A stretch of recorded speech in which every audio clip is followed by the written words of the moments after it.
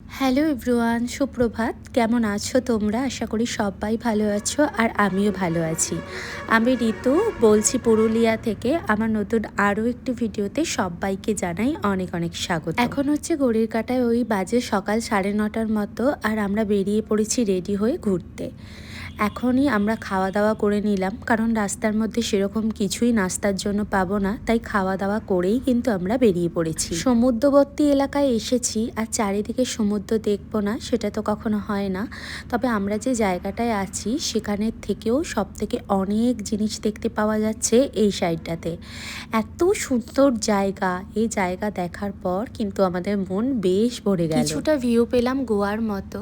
সত্যি কথা বলতে কি, যদি জানতাম এই দিকটা গোয়ার মতো এত সুন্দর একটা ভাইব পাবো, তাহলে কিন্তু আমরা এই দিকটাতেই থাকবার চেষ্টা করতাম।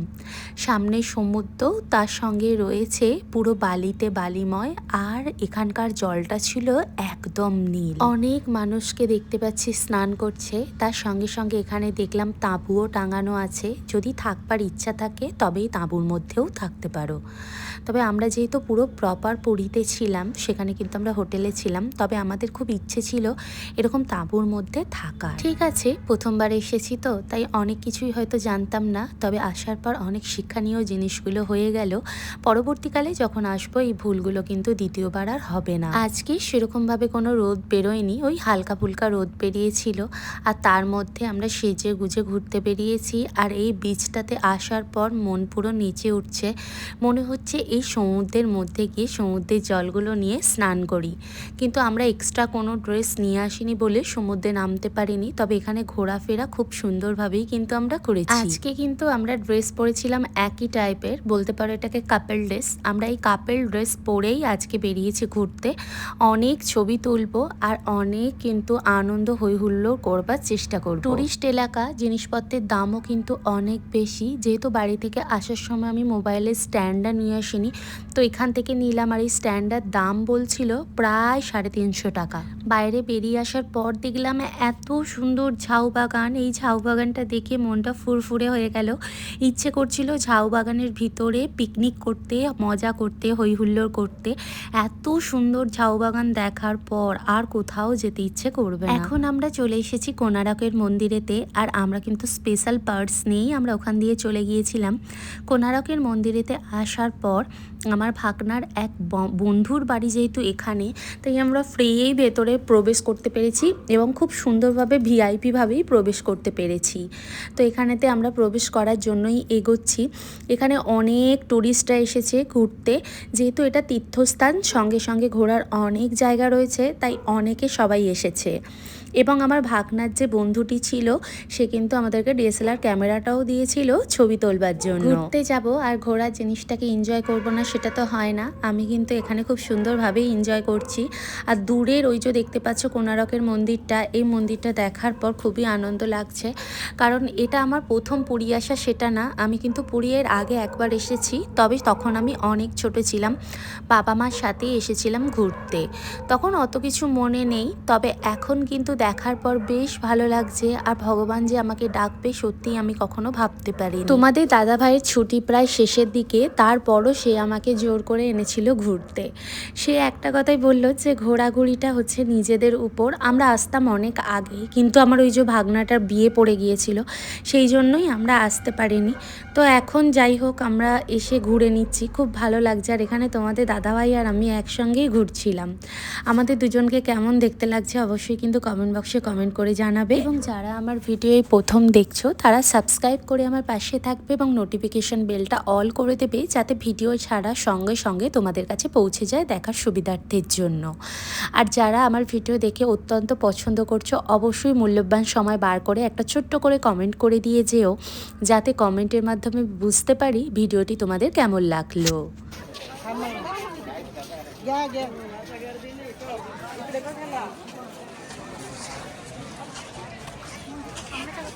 চক্রটা তুলবো, এটা চক্র থাকে না, এই সাইডে আছে, মানে অপার সাইডে।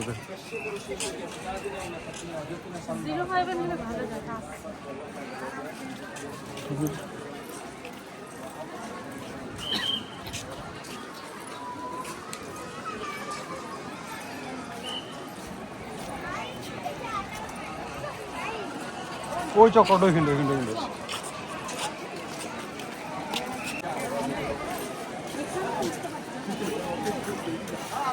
এখন মানা আছে এখানটায়।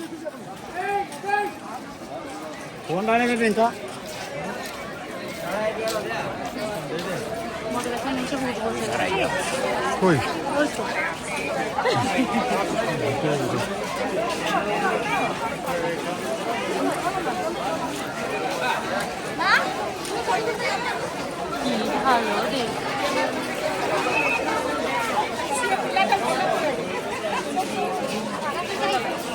ছবি তুলবো। সব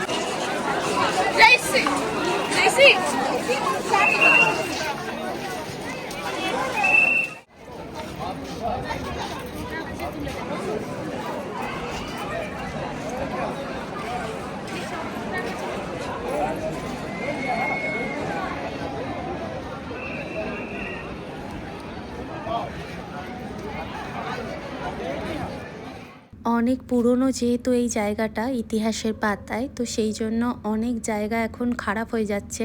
তো সেই জন্য সারানো হচ্ছে সরকার থেকে, তাই এই উপরটাতে যাওয়া একদম নিষিদ্ধ ছিল।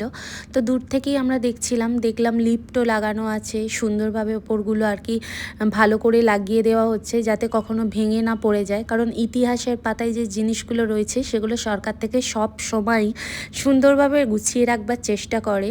তো সেটা এখানেও করছে। আর এই মন্দিরের ভিতরটাতে আমার যাওয়ার খুব ইচ্ছে ছিল, কিন্তু যেহেতু বন্ধ ছিল সেই জন্য যেতে পারিনি। তবে অনেক ট্যুরিস্ট এসেছে, সমস্ত ট্যুরিস্টরা এখানেতে সব কিছুই দেখছে। আর কত সুন্দর সুন্দর পাথরে পায়ে খোদাই করে করে এত সুন্দরভাবে বানিয়েছে, সত্যি দেখলে পুরো একদম চোখ জুড়িয়ে যাবে। আর এখানে তোমাদের দাদাভাই হচ্ছে সব সময় ব্যস্ত ভিডিও করার জন্য আর ছবি তোলার জন্য, সে আমার ছবিও তুলে দিচ্ছে এবং ভিডিও করে দিচ্ছে। তবে খুব মজাও কিন্তু আমাদের হয়েছে। বলতে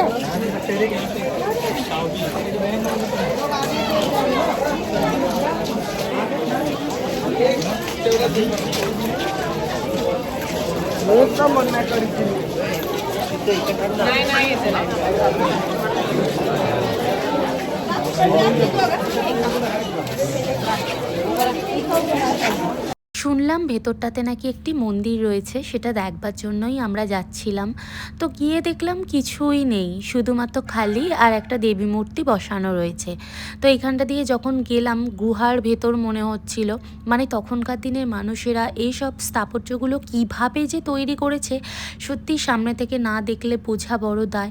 এত সুন্দরভাবে খোদাই করে করে নকশা বানিয়েছে, এত সুন্দরভাবে সব কিছু করেছে, দেখার পর সত্যিই পুরো একদম চোখ জুড়িয়ে যাচ্ছে।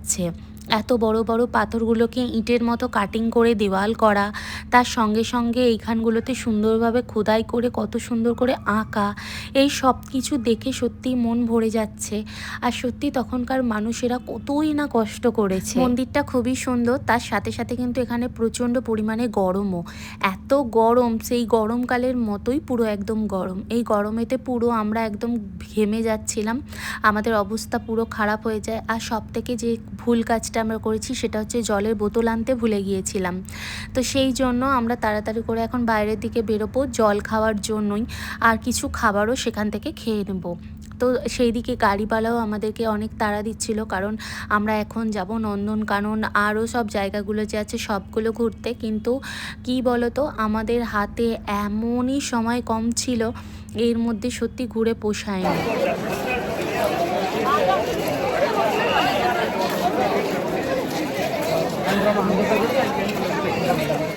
বাইরে বেরিয়ে পড়েছি, জুস খেলাম। জুস খাওয়ার পর বাইরে থেকে অনেক জিনিসপত্র কেনাকাটাও করলাম।